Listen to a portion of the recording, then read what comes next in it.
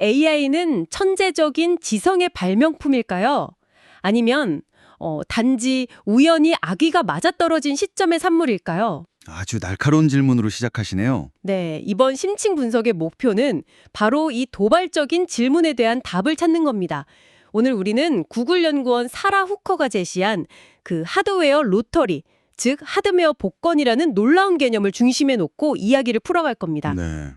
컴퓨팅 자원과 인공지능의 끈적한 관계, 그리고 철학과 과학기술의 역사를 넘나들면서 그 이면에 숨겨진 진실을 파헤쳐볼 계획이죠. 이번 탐구의 미션은 명확합니다. 우리가 아는 지능의 발전이 어떻게 물리적 기계의 한계에 의해 결정되어 왔는가? 이것을 지금 듣고 계신 당신이 온전히 이해하도록 만드는 것입니다. 그렇습니다. 컴퓨터 과학에서 성공적인 돌파구가 열리는 과정은 그 톨스토이 소설에 나오는 안나 카레니나의 법칙과 정확히 일치하거든요. 행복한 가정은 모두 엇비슷한 이유로 행복하지만 불행한 가정은 저마다의 이유로 불행하다는 그 문장이죠. 맞아요. 성공하는 연구는 이론, 소프트웨어, 시대적 요구, 그리고 무엇보다 하드웨어라는 모든 조건이 기적적으로 완벽하게 맞물려야만 합니다. 실패하는 연구는 저마다의 이유로 물리적 장벽에 부딪혀 무너지니까요. 자, 이걸 하나씩 풀어보죠. 만약 현재 AI를 구성하는 수학적 이론들이 이미 수십 년 전에 존재했다면 왜 하필 지금에서야 이토록 폭발적으로 발전하고 있는 걸까요? 그 모순적인 상황을 이해하려면 먼저 사라 후커가 명명한 하드웨어 로테리 개념을 아주 명확하게 짚고 넘어가야 합니다. 네. 이 개념은 오히려 기술 발전을 바라보는 시각에 대해 아주 서늘하고 객관적인 현실을 꼬집고 있습니다. 어떤 과학적 연구 아이디어가 승리하고 세상을 바꾸는 이유는 그 아이디어가 다른 대안들보다 압도적으로 우월하거나 진리에 가장 가깝기 때문이 아닙니다. 그럼 뭐 때문이죠? 냉정하게 말해서 단지 그 시대에 우연히 사용 가능했던 소프트웨어와 하드웨어의 조건에 악위가 맞았기 때문입니다. 말 그대로 당첨된 복권이었던 셈이죠. 역사를 조금 거슬러 올라가 볼까요? 1837년 영국의 수학자 찰스 베이비지의 사례가 이 서늘한 현실을 가장 완벽하게 보여줍니다. 아, 찰스 베비지. 어떠한 형태의 계산도 프로그래밍할 수 있는 이른바 해석기관을 설계했던 인물이잖아요. 사실상 이론적으로는 현대적인 범용 컴퓨터의 완벽한 시초 아닙니까? 정확합니다. 데이터를 저장하는 메모리 역할을 하는 스토어랑 연산을 수행하는 미를 분리한 구조였으니까요. 천공 카드를 이용해 프로그래밍을 한다는 발상까지 아이디어 자체는 경이로울 정도로 현대적이었습니다. 하지만 이 기계는 베비지의 생전에 단 한 대도 완성되지 못했습니다. 설계도에 오류가 있었던 건 아니고요. 설계도나 수학적 논리에 치명적인 오류가 있어서가 아닙니다. 단지 19세기 빅토리아 시대의 금속 가공 기술로는 그 거대하고 복잡한 톱니바퀴와 증기기관 부품들을 필요한 정밀도로 깎아낼 수 없었기 때문입니다. 즉, 순수한 지성의 산물이 하드웨어적 한계라는 늪에 빠져 질식해버린 겁니다. 너무 시대를 앞서간 거네요. 그의 천재적인 이론은 제2차 세계대전이 발발하고 통신과 레이더를 위해 진공관이 발명되고 나서야 그 진공관들이 암호 해독을 위해 제목적화되면서 비로소 빛을 발할 수 있었습니다. 여기서 매력적인 부분은 지금 우리가 열광하는 딥러닝 역시 이와 똑같은 잃어버린 수십 년의 굴레를 겪었다는 사실입니다. 잠깐만요. 딥러닝의 핵심 기술들이 사실은 꽤 오래전에 만들어졌다는 이야기군요. 맞습니다. 현대 인공지능의 척추라고 할 수 있는 역전파, 백프로파게이션 알고리즘을 생각해 보십시오. 신경망에 자신의 오류를 스스로 수정해 나가는 이 놀라운 수학적 기초는 이미 1960년대에 등장했습니다. 1980년대에는 이미 학계에 널리 알려졌고요. 그런데 왜 그때는 AI 혁명이 안 일어났을까요? 당시의 하드웨어 생태계에서는 이 알고리즘이 요구하는 엄청난 양의 병렬 연산을 도저히 감당할 수 없었기 때문입니다. 컴퓨터가 한 번 학습하는데 몇 달, 몇 년이 걸린다면 그건 실용적인 기술이 아니니까요. 아, 그렇죠. 결국 이 빛나는 이론은 철저히 외면받았습니다. 하드웨어 로또리에서 당첨되지 못한 채 먼지 쌓인 학술지 서랍 속에서 수십 년을 기다려야만 했던 겁니다. 와, 여기서 정말 흥미로운 지점이 생깁니다. 컴퓨터의 심장이자 두뇌라고 불리는 건 항상 CPU, 즉 중앙 처리 장치였잖아요. 네. 상식적으로 생각하면 가장 똑똑하고 강력한 부품인 CPU가 인공지능 발전의 최전선에서 이끌어야 하는 것 같은데 오히려 이 CPU의 존재가 딥러닝 발전의 발목을 잡았다는 거군요. 직관적으로는 잘 이해가 안 되는데 이걸 어떻게 받아들여야 할까요? 매우 직관에 반하는 일이지만 바로 그 점이 하드웨어 로또리의 핵심을 관통합니다.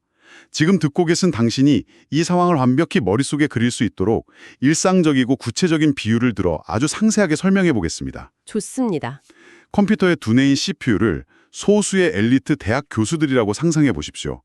이 4명 내지 8명의 교수들은 한 번에 하나씩 아주 복잡하고 난해한 논리적 문제들을 완벽하게 처리하는 데는 타의 추종을 불허합니다. 하지만 이 구조에는 치명적인 약점이 하나 있습니다. 한 번에 여러 가지 일을 동시에 하지는 못한다는 거겠죠. 그뿐만이 아닙니다. 이 교수들은 순차적으로 명령어를 처리해야 하고 중간 계산 결과를 계속해서 자신들의 책상, 즉 캐시 메모리에 저장했다가 다시 꺼내와야만 다음 단계의 계산으로 넘어갈 수 있습니다. 책상에 계속 서류를 놨다 지웠다 해야 하니까요. 이를 컴퓨터 과학에서는 폰 노이만 병목 현상이라고 부릅니다. 데이터가 메모리와 CPU 사이에 좁은 통로를 끊임없이 오가며 엄청난 교통체증을 일으키는 구조죠. 도서관에서 책을 한 번에 한 권씩만 대출할 수 있는 상황을 떠올리시면 됩니다. 아, 그래서 과거의 인공지능 연구들이 그 방식에 맞춰져 있었던 거군요. 1960년대부터 80년대까지 주류를 이루었던 심볼릭 AI, 즉 리스프나 프롤로그 같은 논리 기반의 프로그래밍 언어들을 보면 인간의 지식을 규칙으로 만들어서 입력하는 방식이었잖아요. 정확합니다. A가 참이고 B가 참이면 C도 참이다. 이런 식의 순차적인 추론이었으니까 이 엘리트 교수들인 CPU의 작업 방식과 아주 찰떡궁합이었겠네요. 완벽한 통찰입니다. 초기의 상징적 추론, 즉 심볼릭 AI가 초기 로터리의 승자가 되었던 이유가 바로 그겁니다. 당시의 지배적인 하드웨어인 CPU의 형태에 그들의 이론이 딱 들어맞았기 때문이죠. 형체가 맞았다는 게 핵심이군요. 반면 1960년대에 발명된 신경망과 역전파 알고리즘은 완전히 다른 방식의 노동력을 요구했습니다. 이들은 복잡한 논리적 추론이 아니라 수백만 개의 단순한 숫자들을 동시에 곱하고 더하는 무식한 병렬 연산을 원했습니다. 엘리트 교수 4명으로는 평생이 걸려도 감당할 수 없는 종류의 작업이었던 겁니다. 소소의 엘리트 교수들로는 해결할 수 없다면 완전히 다른 접근이 필요했겠네요. 그렇다면 그 구원투수로 등장한 해결책이 그 유명한 게임용 그래픽카드, 즉 GPU였다는 말씀이시죠? 맞습니다. GPU는 원래 1970년대와 80년대에 비디오 게임이나 애니메이션에 화려한 3D 픽셀을 모니터 화면에 끊김없이 뿌려주기 위해 탄생한 부품입니다. CPU가 엘리트 교수들이라면 GPU는 초등학생 군단에 비유할 수 있습니다. 초등학생 군단이요? 수천, 수만 명의 초등학생들이 모여 있는 거죠. 이 아이들은 복잡한 미적분학이나 난해한 철학 문제를 풀지는 못합니다.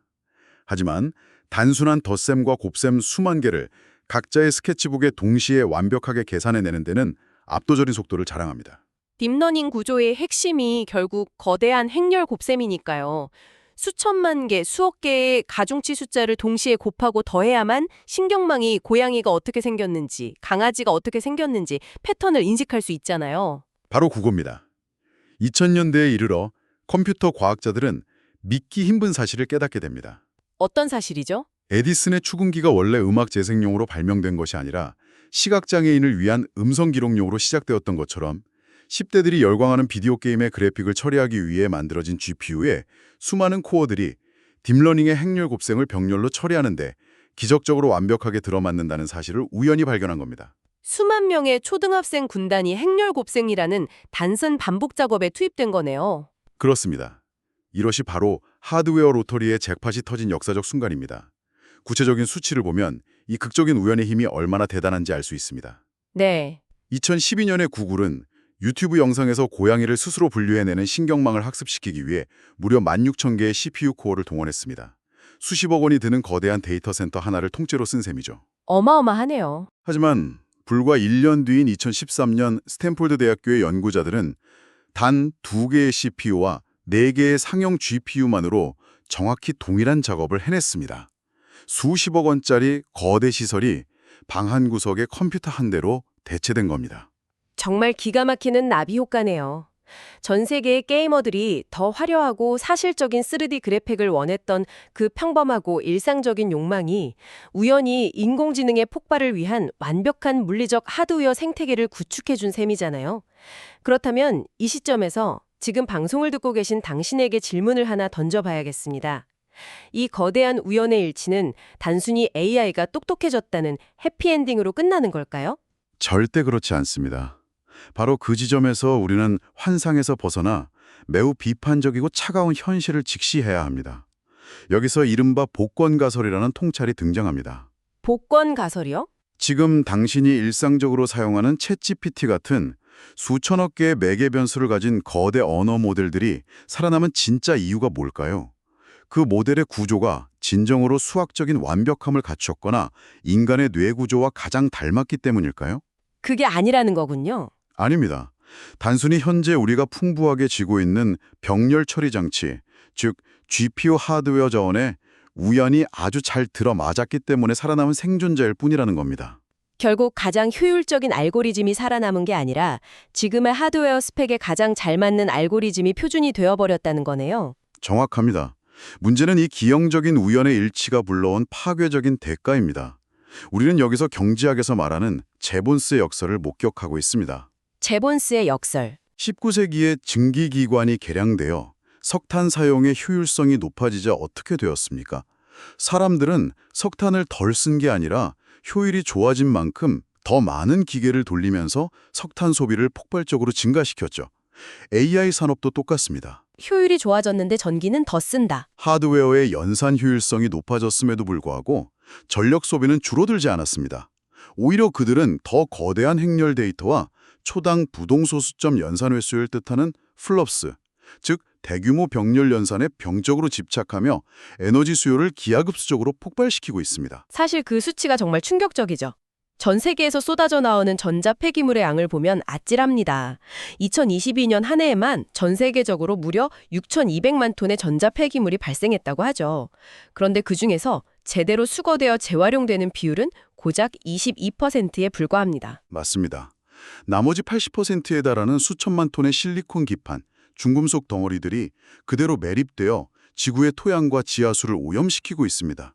에너지 문제도 심각합니다. 네. 챗GPT 한 번의 질문에 들어가는 전력량은 일반적인 구글 검색의 10배가 넘습니다. 끝없이 늘어나는 거대한 AI 데이터 센터들은 단순히 전기세를 많이 내는 수준을 넘어서서 이미 미국이나 아일랜드 등 세계 곳곳의 국가 전력망 붕괴 위험을 가중시키고 있습니다. 전력망 자체가 무너질 위기군요. 하드웨어의 효율성이 높아졌다는 혁신의 환상 속에서 우리는 그 효율성을 핑계로 지구의 물리적 에너지를 무차별적으로 갈아넣는 야만적인 무차별 대입의 시대를 살고 있는 것입니다. 무차별 대입, 씁쓸한 현실이네요. 하지만 이 부분에서 반론을 제기할 분들도 있을 것 같습니다.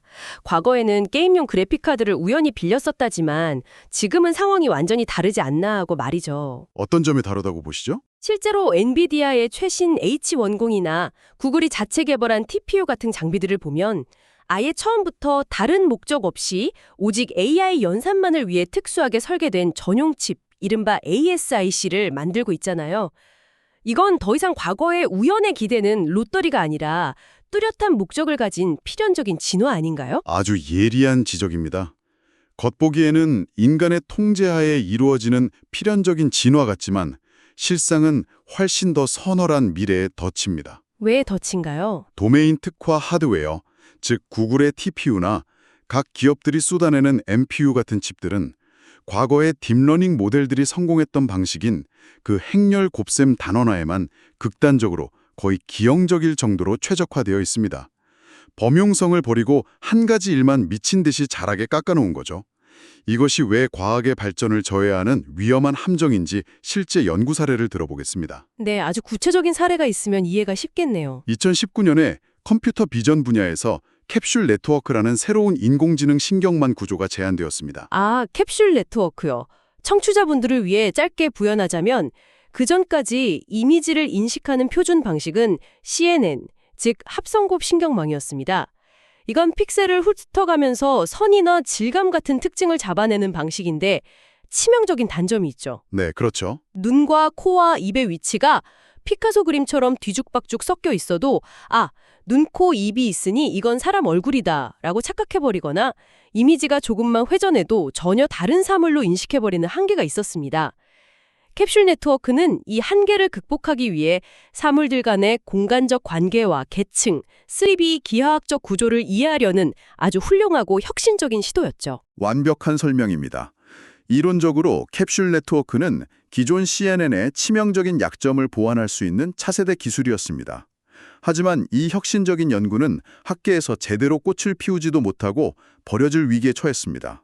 이유가 무엇일까요? 이 모델의 핵심 연산 방식이 기존의 단순한 행렬 곱셈이 아니라 동적 라우팅이라는 완전히 다른 복잡한 수학적 방식을 사용했기 때문입니다.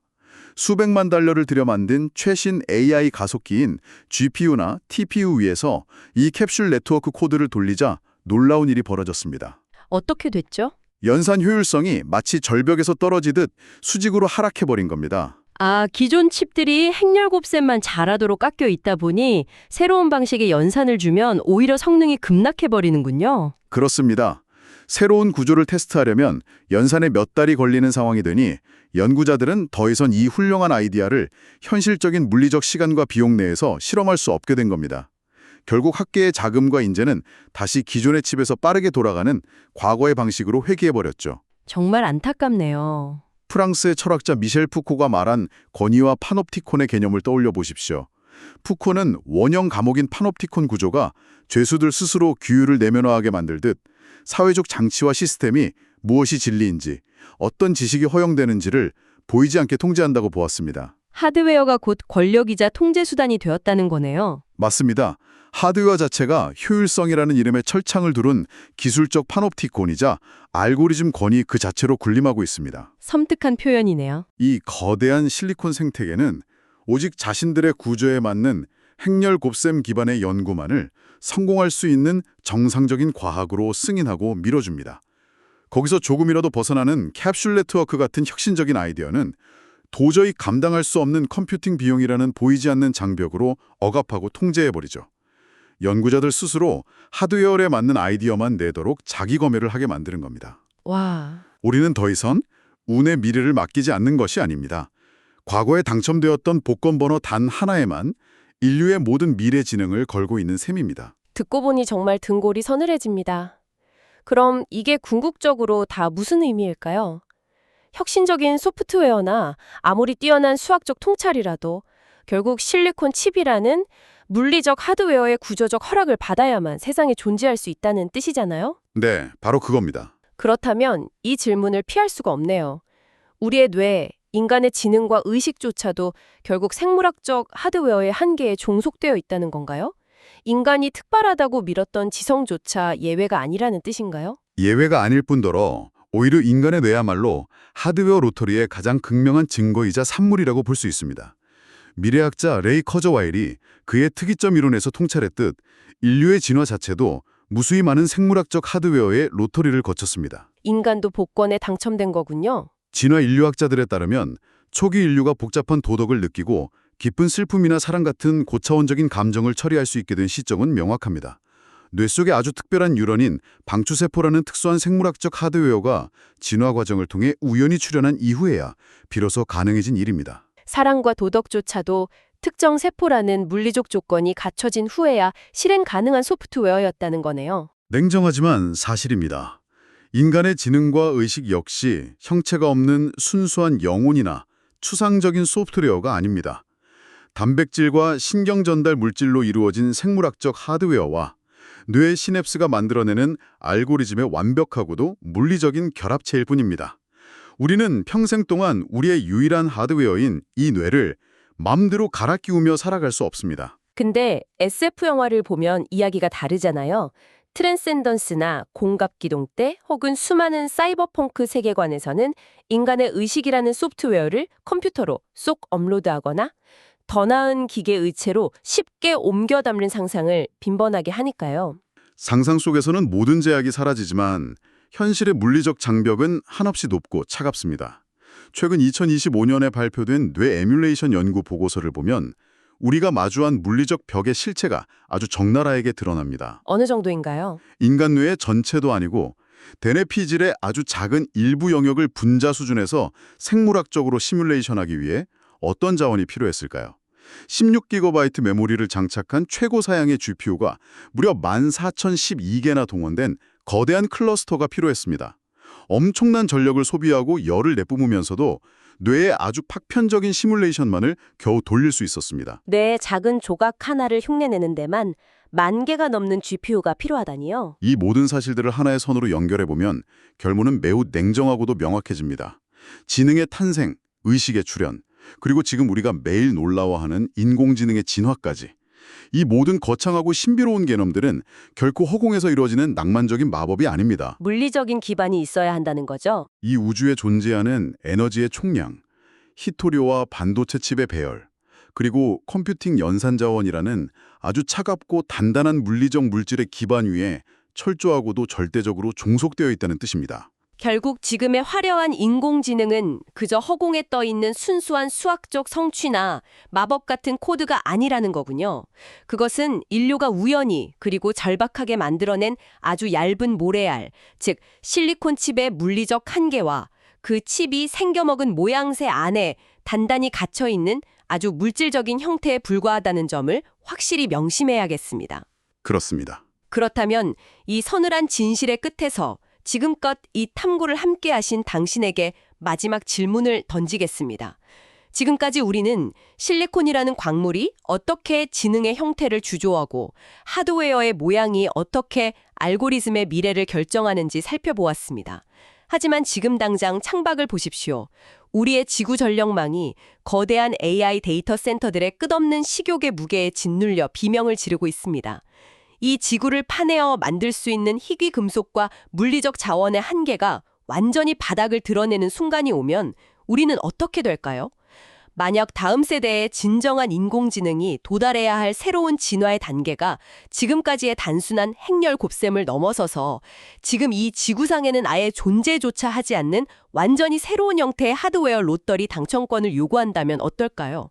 과연 지능을 향한 우리의 궁극적인 한계는 인간의 상상력이 부족해서 찾아오는 걸까요? 아니면 그저 이 우주를 구성하는 차가운 물리적 제약 그 자체일까요?